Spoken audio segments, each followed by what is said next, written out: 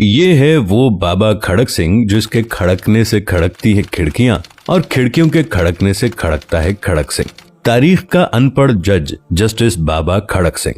बाबा खड़क सिंह पटियाला के महाराजा के मामू थे। एक लंबी चौड़ी जागीर के मालिक थे। जागीरदारी की यकसानियत से उकताकर एक दिन भांजे से कहा, तेरे शहर में सेशन जज की कुर्सी खाली है, तू लाट साहिब के नाम चिट्ठी लिख दे और मैं सेशन जजी का परवाना ले आता हूँ। उस दौर में सेशन जज की कुर्सी का ऑर्डर अंग्रेज वाइसरॉय जारी किया करते थे।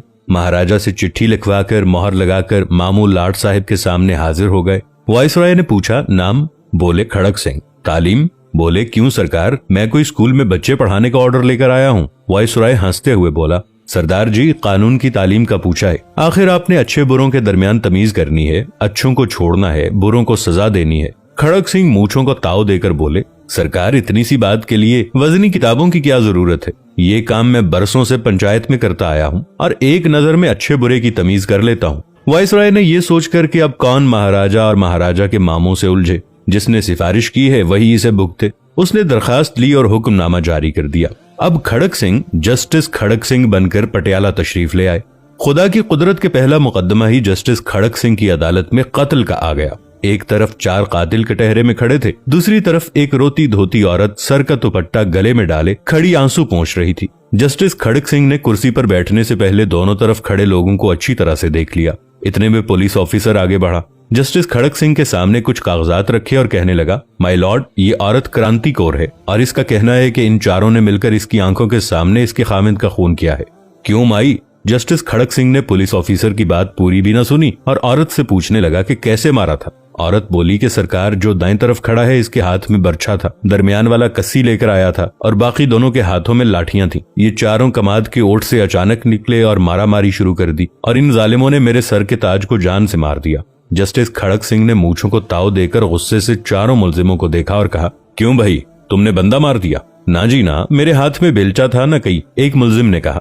दूसरा मुलजिम बोला, जनाब मेरे पास बर्छा नहीं था, एक सोटी के आगे दरांती बंधी थी, बेरी के दरख्त से टहनियां काटने वाली। जस्टिस खड़क सिंह बोले, चलो जो कुछ भी तुम्हारे हाथ में था वो तो मर गया ना, पर जनाब हमारा मकसद तो उसे मारना नहीं था, ना जख्मी करना था। तीसरा मुलजिम बोला। जस्टिस खड़क सिंह ने कागजों का पलंदा अपने आगे किया और फैसला लिखने ही लगे थे कि एकदम से अदालत की कुर्सी से काले कोट वाला आदमी उठकर तेजी से सामने आया और बोला, माय लॉर्ड, आप पूरी तफसील तो सुने। मेरे ये मौकिल तो सिर्फ उसे समझाने के लिए उसकी जमीन पर गए थे। वैसे भी वो जमीन अभी मरने वाले के नाम मुंतकिल भी नहीं हुई थी उसके मरे बाप से। इनके हाथों में तो सिर्फ डंडे थे, डंडे भी कहां, वो तो कमाद की फसल से तोड़े हुए गन्ने थे।